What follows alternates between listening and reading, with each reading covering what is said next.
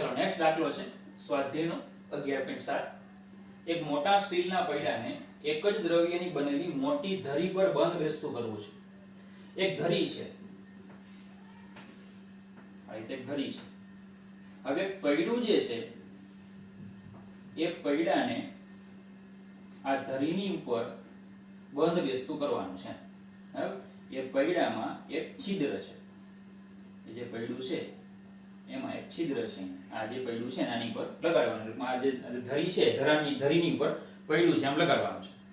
બરાબર, ચાલો 27 સેલ્સિયસ તાપમાને ધરીનો બાળનો વ્યાસ આપણને આપ્યો છે. તો પહેલા ધરી માટે લઈએ.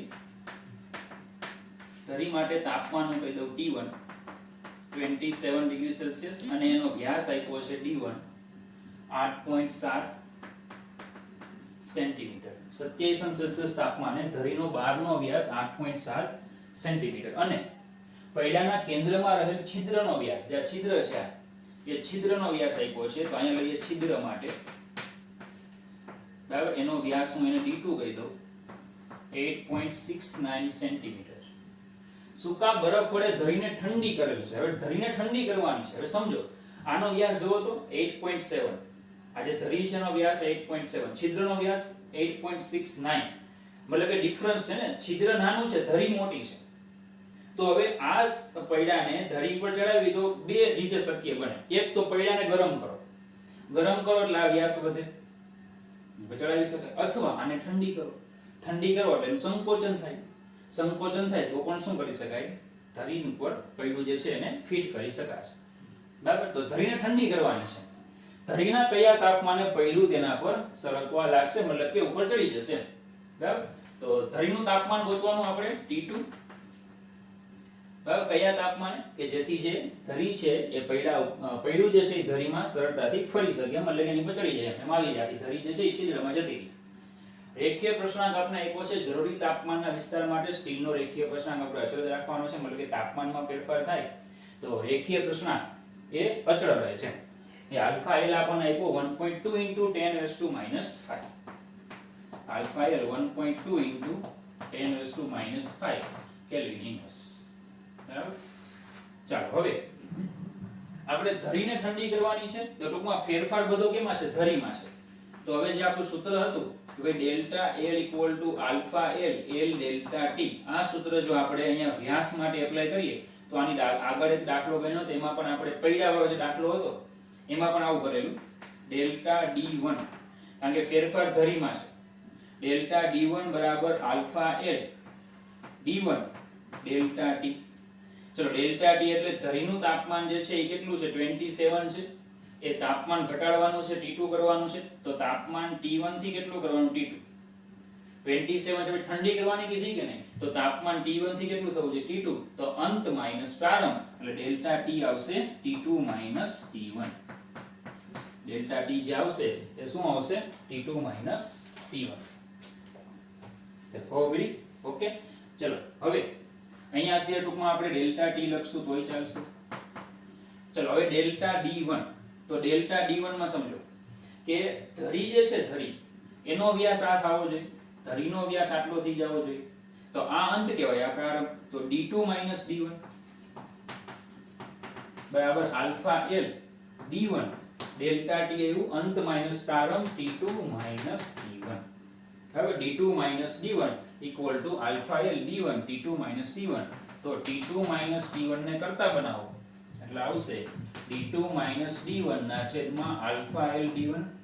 ચલો D2 આપ્યા છે 8.69 માઈનસ D1 8.7 ના છેદમાં આલ્ફા L 1.2 * 10⁻⁵ ગુણ્યા D1 8.7.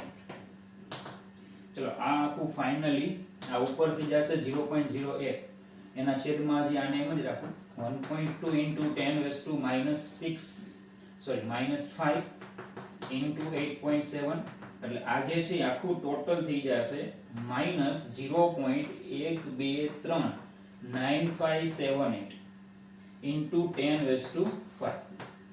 બધું 5 ઘર કાઢી નાખશો તો 1 2 3 4 5 એટલે -95.78.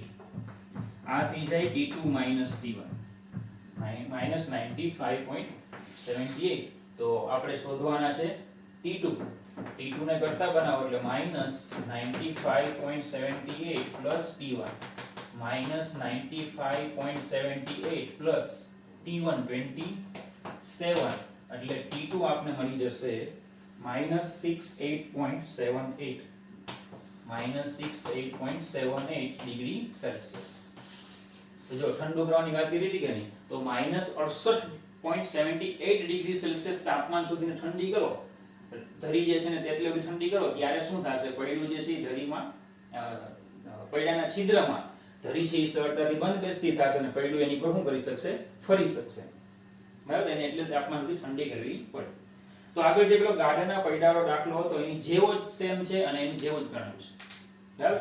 હવે ઘણાને એવો પ્રશ્ન પૂછ્યો, સર આ તાપમાન છે એ તમે બરાબર સેલ્સિયસ કેમ લીધું? આપણે ખરેખર તો નિરપેક્ષ તાપમાન ગણતરીમાં લઈએ, 27 શું કામ લીધા?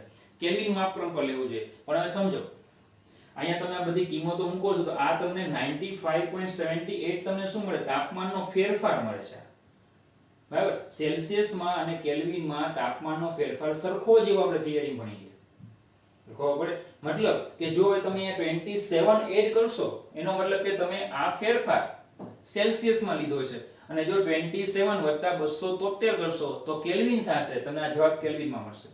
તો અહીંયા આ ફેરફારને કઈ લેવા દેવા નથી, સેલ્સિયસ લ્યો કેલ્વિન લ્યો એ આના પ્રમાણે બદલાય। અહીંયા સેલ્સિયસ મૂકો તો આ સેલ્સિયસમાં ફેરફાર કહેવાય, કેલ્વિન મૂકો તો કેલ્વિનમાં કહેવાય। સેલ્સિયસ અને કેલ્વિનમાં તાપમાનના ફેરફારો સરખા જ છે, સેલ્સિયસમાં 100 નો ફેરફાર થાય તો કેલ્વિનમાં પણ 100 નો જ ફેરફાર થાય। એટલે આ આપણને જે જવાબ મળશે એ શેમાં મળે છે? સેલ્સિયસમાં મળે છે। તમારે કેલ્વિનમાં જોતો હોય તો +273 તમારે કરી દેવાના, તમને શેમાં મળશે જવાબ? કેલ્વિનમાં, બરાબર? એટલે સેલ્સિયસ કે કેલ્વિન એ પર્ટિક્યુલર અહીંયા ફેરફાર મળતો હોવાથી તમને કોઈ પ્રોબ્લેમ આવતો નથી, ભાઈ। બાકી તાપમાન જ્યારે પણ સિંગલ તાપમાન મૂકવાનું થાય ત્યારે હંમેશા તમારો જવાબ કેલ્વિનમાં જ, તમારે ગણતરી કેલ્વિનમાં જ કરવી પડે, ઓકે? ચલો નેક્સ્ટ દાખલો છે 11.8। તાંબાની એક તકતીમાં છિદ્ર પાડેલ છે જેનો 27 સેલ્સિયસ તાપમાન એટલે આપણને T1 આપ્યા છે, T1 બરાબર 27 ડિગ્રી સેલ્સિયસ, તાપમાને એનો વ્યાસ આપ્યો છે D 4.24 સેન્ટીમીટર। તાંબાની તકતીને 227 સેલ્સિયસ સુધી ગરમ કરવાની એટલે T2 227 ડિગ્રી સેલ્સિયસ સુધી ગરમ કરવામાં આવે છે, તો છિદ્રના વ્યાસમાં થતો ફેરફાર કેટલો હશે? ડેલ્ટા D તમારે ગણવાનો। રેશીય પ્રશ્નાંક આલ્ફા એલ આપ્યો છે 1.7 * 10⁻⁵ કેલ્વિન ઇન્વર્સ। તો બોલો, બહુ સિમ્પલ દાખલો છે, સીધું સૂત્ર મૂકી દો, delta D = alpha L D delta T, delta D = alpha L D delta T। તો ડેલ્ટા D તો આપણે મેળવવાનો જ છે, આલ્ફા એલ આપ્યો છે, D આપ્યો છે, તાપમાન આવશે T2 - T1 અંત માઈનસ પ્રારંભ।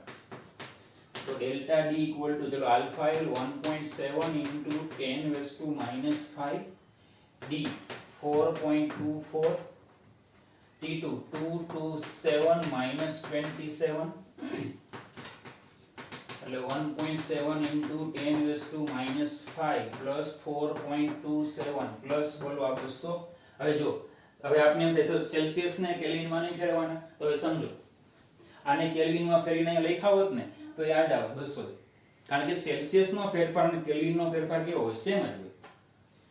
ચલો તો ડેલ્ટા D આપણને ફાઇનલી આ જે છે એ થઈ જશે 144 1.6 * 10⁻⁵ તો ડેલ્ટા D = 1 5 4 3 ને 2 1.4416 10⁻² સેન્ટીમીટર, કારણ કે આપણે જે D લીધો તો એ સેન્ટીમીટરમાં લીધો તો, આ D 4.24 સેન્ટીમીટર લીધેલા કે નહીં, એટલે આપણને જે જવાબ મળશે એ પણ સેન્ટીમીટરમાં મળશે। તો બહુ સિમ્પલ દાખલો હતો, એક જ સૂત્ર મૂકવાનું હતું, delta D = alpha L D delta T, okay?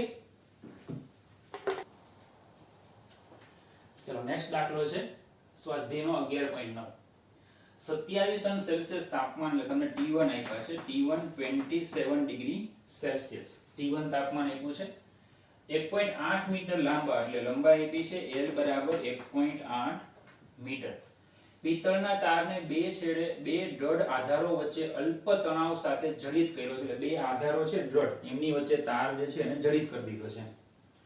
તારને -39.39 Celsius degree 39 Celsius તાપમાન સુધી ઠંડો પાડવામાં આવે તો તારમાં ઉદ્ભવતો તણાવ કેટલો હશે, એટલે કે આપણે બળ ગોતવાનું. બરાબર, તાર જે છે એમાં કેટલું બળ ઉત્પન્ન થશે એ આપણે ગણવાનું છે. એને આપણે ઉષ્મીય પ્રતિબળ કીધેલું, થિયરીમાં આપણે ભણી ગયા. તારનો વ્યાસ આપણને આપ્યો છે d 2 મિલીમીટર, એટલે 2 ગુણ્યા 10 ની અથવા તો 2 મિલીમીટર વ્યાસ આપણને આપ્યો છે તો ત્રિજ્યા એની 1 મિલીમીટર એટલે 10 ની -3 ઘાત મીટર થઈ જશે. પિત્તળ માટે રેખીય કૃષ્ણાંક આપ્યો છે આલ્ફા એલ 2 ગુણ્યા 10 ની -5 ઘાત કેલ્વિન. યંગ મોડ્યુલસ આપ્યો છે 0.91 into 10⁻11 પાસ્કલ. હવે સીધી વાત છે, યંગ મોડ્યુલસ આપ્યો હોય તો પછી યંગ મોડ્યુલસ નું સૂત્ર જ આપણે લઈએ, y બરાબર fl ના છેદમાં a delta l. Young modulus આપ્યો છે તો એનું સૂત્ર જ લેવાય.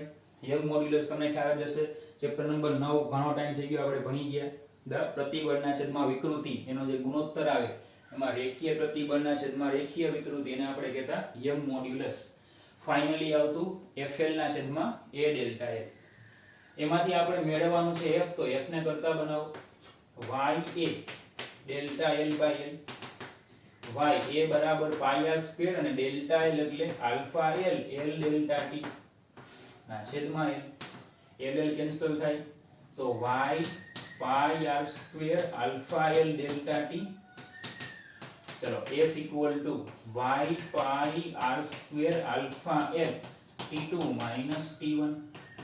બસ હવે બધી કિંમત મૂકવાની છે તો 0.91 into 10⁻11 Young modulus pi 3.14 r 10 ની -3 નો વર્ગ એટલે -6 -3 નો વર્ગ એટલે -6 આલ્ફા l 2 ગુણ્યા 10 ની -5.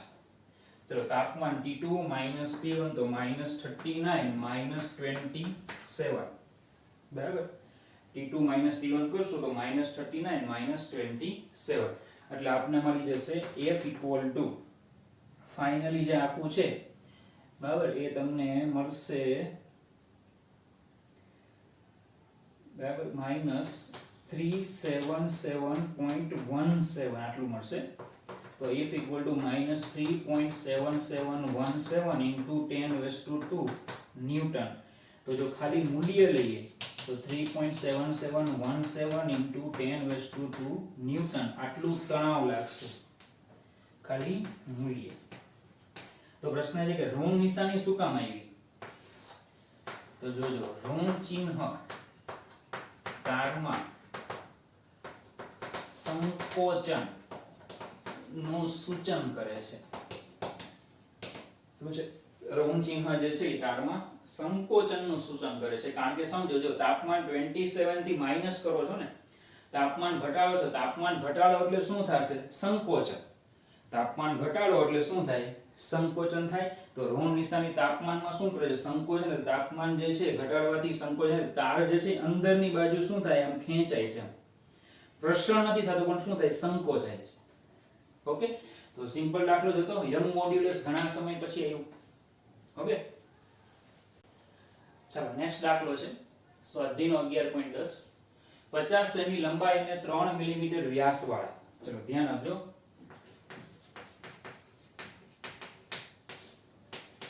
L1 50 સેન્ટીમીટર અને વ્યાસ આપ્યો છે D1 3 મિલીમીટર. 50 સેમી વ્યાસ અને 3 મિલીમીટર, 50 સેમી લંબાઈ અને 3 મિલીમીટર એટલે કે 0.3 સેન્ટીમીટર, સોરી માફ કરજો, 30 સેન્ટીમીટર વ્યાસ વાળા પિત્તળના સળિયા, એટલે પિત્તળ માટે આપ્યું છે તેટલી જ લંબાઈ અને તેટલા જ વ્યાસ ધરાવતા સ્ટીલના સળિયા માટે. ચલો સ્ટીલ માટે પણ આ જ લેવાનું છે. સ્ટીલ માટે લંબાઈ જ લેવાની 50 સેમી, વ્યાસ પણ જ લેવાનો D2 3 મિલીમીટર મતલબ કે 30 સેન્ટીમીટર. સળિયા સાથે જોડવામાં આવે છે, મતલબ કે બંનેને જોડેલા છે. સંયુક્ત સળિયાની મૂળ લંબાઈ 40 અંશ સેલ્સિયસ તાપમાને છે, એટલે જે તાપમાન છે જે તમને આપી છે આ લંબાઈઓ એ 40 ડિગ્રી સેલ્સિયસ તાપમાને છે. જે તાપમાન 250 ડિગ્રી સેલ્સિયસ કરવાનું છે T2 જે છે એ 250 ડિગ્રી સેલ્સિયસ કરવું છે. એનો મતલબ એવો થાય કે તાપમાનનો ફેરફાર T2 T1 250 40 એટલે ફેરફાર કરવાનો છે 210 નો. તમે આને કેલ્વિન કયો તોય ચાલે, સેલ્સિયસ કયો તોય ચાલે, કારણ કે ફેરફાર બંનેમાં સેમ હોય. તો આ લંબાઈમાં થતો ફેરફાર કેટલો હશે? મતલબ કે આપણે શું કરવું પડશે? આની લંબાઈમાં ફેરફાર ગોતવો પડશે, આની લંબાઈમાં ફેરફાર ગોતવો પડશે. બંને દ્રવ્યો અલગ અલગ છે, બંનેની લંબાઈમાં ફેરફાર અલગ અલગ થાય અને પછી એનો સરવાળો કરવાથી આપણને કુલ લંબાઈનો ફેરફાર મળશે. પિત્તળ માટે બીજું કીધું છે કે શું જંકશન પર ઉષ્મીય પ્રતિબળ ઉદ્ભવશે? સળિયાના છેડાઓ પ્રસરણ પામવા માટે મુક્ત છે. અને પિત્તળ માટે રેખીય પ્રસરણાંક આપ્યો છે આલ્ફા L, આલ્ફા 1 કહી દઈએ એને 2 × 10⁻5 કેલ્વિન ઇન્વર્સ, અને આના માટે આલ્ફા 2 કહી દઈએ 1.2 × 10⁻5 કેલ્વિન ઇન્વર્સ. ચલો બંનેની ગણતરી અલગ અલગ થશે. તો પહેલા પિત્તળ માટે લઈએ ડેલ્ટા L1 બરાબર આલ્ફા 1 L1, હવે આલ્ફા L ડેલ્ટા T. તો ડેલ્ટા L1 બરાબર 2 × 10⁻5 ગુણ્યા લંબાઈ છે 50 ગુણ્યા તાપમાનનો ફેરફાર આવ્યો 210. તો ડેલ્ટા L1 જે છે એમાં થઈ જશે 21000 × 10⁻5 એટલે ડેલ્ટા L1 મળશે તમને 0.21 સેન્ટીમીટર. એટલે આ આપણને મળી પહેલામાં લંબાઈનો ફેરફાર. સેમ આ રીતે બીજામાં delta L2 alpha 2 L2 delta T. તો ડેલ્ટા L2 આલ્ફા 2 1.2 × 10⁻5 L2 પણ એ છે 50, ડેલ્ટા T પણ એ છે 210. તો આમાં ડેલ્ટા L2 જે છે આપણને મળશે 12600 ગુણ્યા 10⁻5 1.2 × 50 ગુણ્યા 210 એટલે 12600 ગુણ્યા 10⁻5 એટલે ડેલ્ટા L2 જે તમને મળશે 0.126 સેન્ટીમીટર. તો આ બીજાની લંબાઈમાં વધારો મળ્યો. તો ચલો આપણે લખી શકીએ માટે કુલ વધારો delta L delta L1 delta L2 delta L 0.21 વત્તા 0.126. તો 0.21 વત્તા 0.126 એટલે 0.336 સેન્ટીમીટર. બીજો એક પ્રશ્ન હતો શું જંકશન પર ઉષ્મીય પ્રતિબળ ઉદ્ભવશે? એટલે જંકશન જે છે ત્યાં કંઈક પ્રતિબળ લાગશે? તો કે નહીં લાગે, કારણ કે અહીં લખ્યું છે સળિયો જે છે એ પ્રસરણ પામવા માટે કેવો છે? મુક્ત છે. તો આપણે એવું લખી શકીએ કે અહીં સળિયો પ્રસરણ પામવા માટે મુક્ત હોવાથી જંકશન પાસે કોઈ ઉષ્મીય પ્રતિબળ ઉદ્ભવશે નહીં.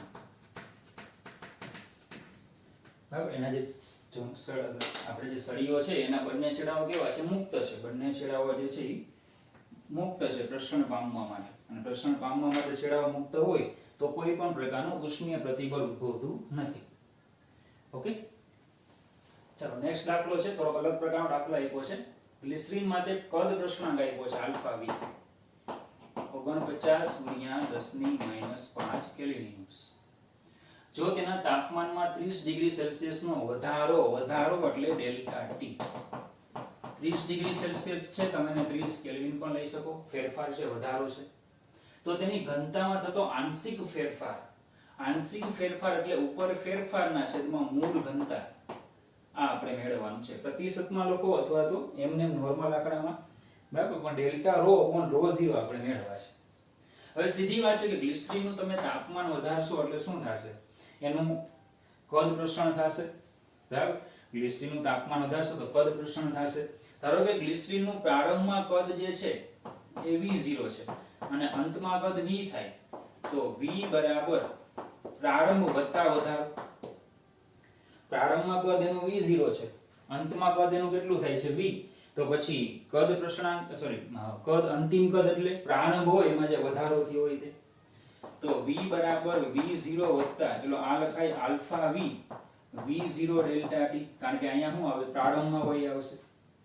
ચલો હવે આમાંથી v0 કોમન કાઢો તો 1 plus alpha v delta t, v0 common કાઢો એટલે 1 plus alpha v delta t. હવે આપણે કદની જરૂર નથી, આપણે ઘનતા જોઈએ છે, તો પછી આપણે આવું કરી શકીએ કે પ્રારંભમાં ઘનતા એટલે પ્રારંભનું દળ ભાગ્યા પ્રારંભનું કદ, અને અંતમાં ઘનતા એટલે અંતમાં દળ છેદમાં અંતમાં કદ. હવે દળ તો સેમ જ રહે, દળમાં કંઈ ફેરફાર થતો નથી, બરાબર. કદમાં પ્રસરણ થાય છે પણ દળ એનું જ રહે, દળમાં કંઈ ફેરફાર થાય નહીં. તો આમાંથી આપણે v0 ને કરતા બનાવીએ તો m/ρ0, આમાંથી આપણે v ને કરતા બનાવીએ m/ρ. આ બંને કિંમતો આપણે ઉપર મૂકી દઈએ તો v ની જગ્યાએ આવશે m/ρ બરાબર m/ρ0 1 plus alpha v delta t. m cancel થાય, ρ0 ને અહીંયા લઈ આવો, ρ0/ρ equal to 1 plus alpha v delta t. પણ આપણે આમાં છેદમાં ρ0 જોઈએ છે, તો આનો વ્યસ્ત લઈ લઈએ એટલે ρ/ρ0 1/1 plus alpha v delta t. હવે ઉપર ફેરફાર લાવવાનો છે, ફેરફાર, તો વિયોગ પ્રમાણ લઈ લઈએ, મતલબ કે ρ minus ρ0/ρ equal to 1 minus 1 plus alpha v delta t ના છેદમાં આલ્ફા v ડેલ્ટા t. વિયોગ પ્રમાણ લીધું, ઉપર છેદ જે છે એને અંશમાં ઉપર બાદ કરી નાખ્યો, તો આ ડેલ્ટા ρ થઈ ગયું, અહીંયા છેદમાં ρ0, બરાબર. અહીંયા સાદુરૂપ આપશો એટલે માઈનસ આલ્ફા v બરાબર ડેલ્ટા માઈનસ 1 આ રીતે આવશે, બરાબર, ડેલ્ટા v અને છેદમાં આપણે અહીંયા 1 plus alpha v delta t એટલે ઉપર એક 1 કેન્સલ થાય તો minus alpha v delta t ના છેદમાં 1 plus alpha v delta t આટલું વધશે. ચલો આ ડેલ્ટા ρ/ρ0 ઇક્વલ ટુ માઈનસ, ચલો હવે આલ્ફા v આપ્યા છે 49 ઇન્ટુ 10⁻⁻5 ડેલ્ટા t 30 ના છેદમાં 1 પ્લસ 49 ઇન્ટુ 10⁻⁵ ઇન્ટુ 30. ચલો તો ડેલ્ટા ρ/ρ0 ઇક્વલ ટુ માઈનસ, ચલો અંશમાં જે ગુણાકાર થશે 49 ઇન્ટુ 30 એટલે 1470 ઇન્ટુ 10⁻⁵ છેદમાં 1 પ્લસ 1470 10⁻⁵. તમને ખ્યાલ આવે એટલે હું બધા સ્ટેપ લખું છું, બરાબર. ચલો અંશને એમ જ લેવા દઈએ, 1470 ઇન્ટુ 10⁻⁵ ના છેદમાં 1 પ્લસ આ થશે 0.01470 માઈનસ 5 ઘાત જે છે આપી દીધી એટલે 1 2 3 4 ને 5. ચલો માઈનસ 1470 ઇન્ટુ 10⁻⁵ ના છેદમાં 1.01470 એટલે થશે માઈનસ 1448.7 ઇન્ટુ 10⁻⁵ આવશે. પેલો ભાગાકાર તમે કરશો 1470 ના છેદમાં 1.0147 આ ભાગાકાર કરશો એટલે આવશે માઈનસ 5 ઘાત આપી દો તો 1.448 into 10⁻² is approximately equal to 1.45 into 10⁻² delta ρ/ρ0. પ્રતિશતમાં હોય તો -1.45% સીધી વાત છે. માઈનસ શું કામ આવ્યા તો કે કદ વધે છે તો ઘનતા શું થાય, ઘટે, બરાબર. ગ્લિસરીન જે છે એનું તમે તાપમાન વધારો છો એટલે કદ વધે, તાપમાન તમે વધારો છો એટલે પ્રસરણ થાય એટલે કદ વધે, ને જો કદ વધે તો ઘનતા બરાબર દળ ભાગ્યા કદ, કદ વધે તો ઘનતા ઘટે, એટલા માટે શું આવ્યા માઈનસ. તો ઋણ નિશાની ઘનતામાં ઘટાડાનું સૂચન કરે છે. ઋણ નિશાની જે છે એ ઘનતા જે છે એ ઘટે છે એનું આપણને સૂચન કરે છે, બરાબર. ચાલો તો દાખલો હતો થોડોક અલગ પ્રકારનો દાખલો હતો. ઓકે, ચાલો નેક્સ્ટ દાખલો છે. કેટલાક થર્મોમીટરનો વિદ્યુતીય અવરોધ ઓહ્મના તાપમાન સાથે નીચે દર્શાવેલ અંદાજિત નિયમ અનુસાર બદલાય છે. તમને સમીકરણ આપ્યું છે. R એટલે અવરોધ છે. R બરાબર R0 1 plus alpha T minus T0. તો સાદુરૂપ આપીએ તો R બરાબર R0 plus alpha R0 T minus T0. તો R માઇનસ R0 બરાબર alpha R0 T minus T0. આને કીધું સમીકરણ નંબર 1. હવે આજે છે ને સૂત્ર આપણે 12મા ધોરણમાં ભણશું, એટલે હમણાં કઈ એની બહુ જરૂર નથી અને યાદ રાખવા નથી, કારણ કે દાખલામાં તમને આપ્યું જ છે એટલે સીધો ઉપયોગ કરવાનો છે. ટૂંકમાં વાત કેવી છે, અત્યાર સુધી આપણે એવું ભણ્યું કે તાપમાનના ફેરફાર સાથે પદાર્થની લંબાઈ, કદ, ક્ષેત્રફળ એમાં ફેરફાર થાય. આ સૂત્ર આપણને એવું જણાવે કે તાપમાનના ફેરફાર સાથે અવરોધમાં પણ ફેરફાર થાય. ધાતુ પદાર્થ હોય તો એનો અવરોધ બદલાય. બરાબર, તો આજે R છે ને અવરોધ છે T તાપમાને. R0 છે એ T0 તાપમાને અવરોધ છે. ફરીથી R જે છે એ T તાપમાને અવરોધ છે, R0 છે એ T0 તાપમાને અવરોધ છે. T0 એટલે સંદર્ભ તાપમાન. બરાબર, T0 શું છે? સંદર્ભ તાપમાન. એટલે R0 છે એ સંદર્ભ તાપમાને અવરોધ છે. આગળ વધીએ. પાણીના ત્રિબિંદુ. ત્રિબિંદુ કોને કહેવાય? તો કે જ્યાં પાણી જે છે એ ત્રણેય અવસ્થાઓમાં અસ્તિત્વ ધરાવે.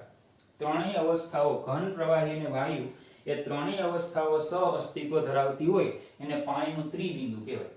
હવે તો એ છે 273.16 અને થર્મોમીટરનો અવરોધ આપ્યો છે 101.6. તો આને આપણે રેફરન્સ લઈ લઈએ. મતલબ કે R0 બરાબર 101.6 ઓહ્મ અને તાપમાનને કહી દઉં T0 273.16 કેલ્વિન. એને રેફરન્સ લઈ લઈએ, સંદર્ભ લઈ લઈએ.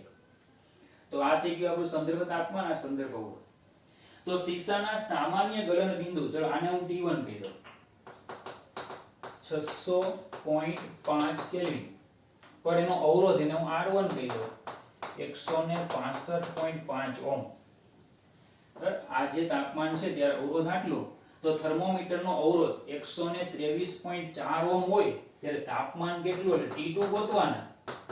અવરોધ R2 લેવાનો છે 123.4. તાપમાન કેટલું T2 ગોતવાના. બરાબર, ચલો આજે સમીકરણ 1 છે ને એને હું આ રીતે લખું છું. સમીકરણ 1 પરથી ચલો R ની જગ્યાએ R1, સંદર્ભ તાપમાન એનું H, સંદર્ભ અવરોધ એનો H, T ની જગ્યાએ T1 માઈનસ T0 કહી દઉં number 2. Same R2 minus R0 બરાબર alpha R0 T2 minus T0 આને કહી દઈએ નંબર 3. ચલો સમીકરણ 1 અને 2 નો ગુણોત્તર લઈએ. સોરી, સમીકરણ 2 અને 3 એટલે 3 અને 2 નો ગુણોત્તર લઈએ. તો આવશે R2 માઈનસ R0 છેદમાં R1 માઈનસ R0 બરાબર આલ્ફા R0 બંનેમાંથી કેન્સલ થઈ જશે. T2 માઈનસ T0 છેદમાં T1 માઈનસ T0. ચલો R2 છે 123.4 માઈનસ R0 101.6 છેદમાં R1 છે 165.5 માઈનસ 101.6. T2 મેળવવાના છે. T1 છે T0 છે 273.16 ના છેદમાં T1 છે 600.5 માઈનસ 273.16. ચલો આજે ઉપર જે આ બાદબાકી છે એ બાદબાકી તમારી કંઈક આટલી આવશે. ઉપર બાદબાકી આવશે 21.8 અને છેદમાં બાદબાકી આવશે 63.9. આ તો અંશમાં જે છે તે જ. અને અહીંયા બાદબાકી આવશે 327.34. ચલો હવે આને કરતા બનાવી દઈએ. આને તો આવશે T2 માઈનસ 273.16 ઇક્વલ ટુ 21.8 ગુણ્યા 327.34 ભાગ્યા 63.9. એટલે આ જે છે આખું ઇક્વલ થઈ જશે 111.6746. 111.6746. T2 minus 273.16 તો T2 બરાબર 111.6746 plus 273.16 એટલે T2 જે છે તમને મળશે 384.83.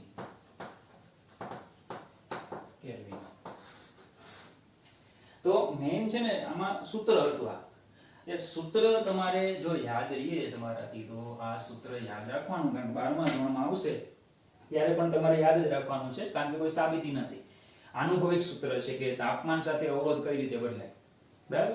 તો એક સંદર્ભ તાપમાન લેવાનું હતું, સંદર્ભ અવરોધ લેવાનું હતું, પછી R1 T1 ને R2 આપ્યો તો T2 કેટલા, તો આ રીતે તમે મેથેમેટિકલી શોધી શકો. ઓકે.